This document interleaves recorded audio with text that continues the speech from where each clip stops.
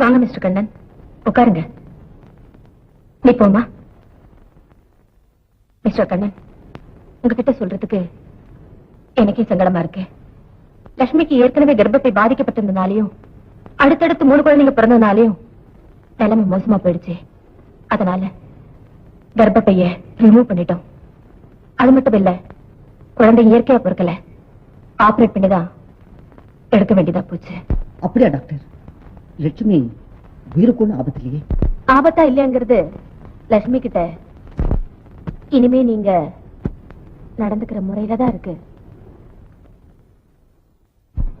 ஆமா, லட்சுமி உயிரோட இருக்கணும்னா நீங்க அவளை ஜாக்கிரதையா பாத்துக்கணும்.